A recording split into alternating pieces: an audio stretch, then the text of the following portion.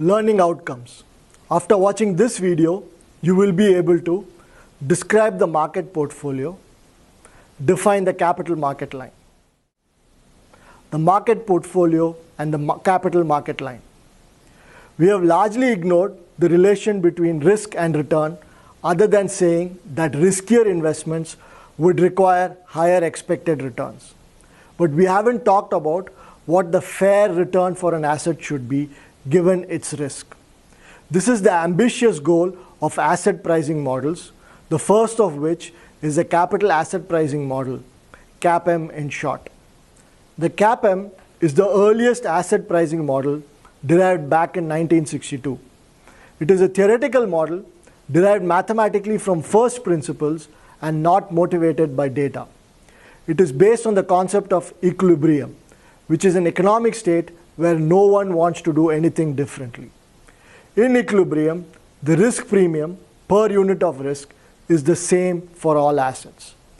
However, the CAPM is not supported by data. Some claim that it is not even testable with data. Though it is a very popular asset pricing model among practitioners, its practical relevance is ambiguous. Here is a long list of assumptions that were made to mathematically derive the CAPM. Investors only care about the mean and variance of their portfolios. All assets are divisible. All investors plan for one holding period, which may be 1 day, 1 month, 1 year, etc. There are no transaction costs or taxes. There is perfect competition among all investors. All investors are rational mean variance optimizers. A risk-free asset is available. Markets are in equilibrium, that is, they are properly priced given their risk. Asset pricing models, like the CAPM, attempt to explain the variation in the returns of different assets. For example, why is Apple's return different from that of Alphabet Inc.'s, which in turn is different from that of Microsoft, even though all three companies are in similar lines of business?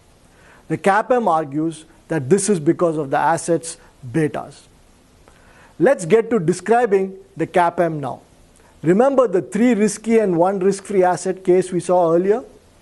We are simply going to extend that framework to all assets in the market. This includes all stocks, all bonds, currencies, derivatives, commodities, human capital, etc. With this universe of risky assets and 1 risk-free asset, we will still have an efficient frontier, which maximizes expected return for a given level of risk and minimizes risk for a given level of return. Drawing a tangent from the risk-free asset to the efficient frontier identifies the mean variance efficient portfolio. In the CAPM world, which includes the universe of risky assets, this MVE portfolio is called the market portfolio. The capital allocation line between the risk-free asset and the market portfolio is called the capital market line, CML in short. What is the weight of each risky asset in the market portfolio? The weight is the ratio of the market value of each risky asset to the market value of all risky assets.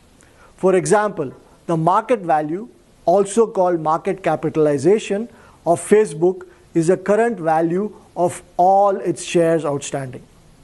Facebook has 2.29 billion shares outstanding, and each share is currently worth $107. So its market capitalization is 2.29 billion times 107, which is $245 billion. The weight of Facebook in the market portfolio will be 245 billion divided by the market value of all risky assets. Let's go back to our 3 risky assets. Remember the weights of the 3 risky assets X, Y, and Z in the MVE portfolio are 0.2274, 1.7793, and a negative 1.0067 respectively. If we assume that these are the only 3 risky assets in the entire world, is this MVE portfolio the market portfolio? The answer is no. Why? Remember, the weight of each risky asset in the market portfolio is in proportion to its market capitalization. Larger its market capitalization, larger is its weight in the market portfolio. Here, the weight of Z in the MVE portfolio is, however, negative. This implies that Z has a negative market capitalization, which is not possible. So the MVE portfolio, even though correctly identified, cannot be a market portfolio. Next time, we will see what the mathematical form of the CAPM is.